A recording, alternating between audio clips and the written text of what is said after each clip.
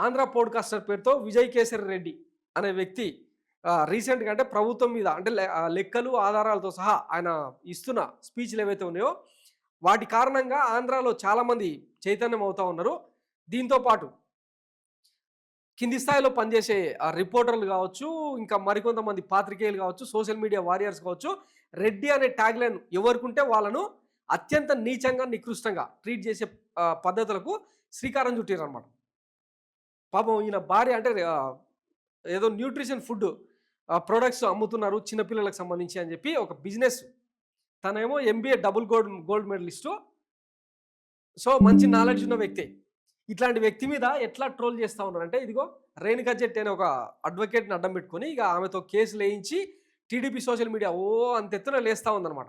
వ్యక్తిత్వ హననం గూడా చేసే విధంగా పోస్ట్‌లు ఇవన్నీ పెడతా ఉన్నారు. దేనికోసం ఇదంతా?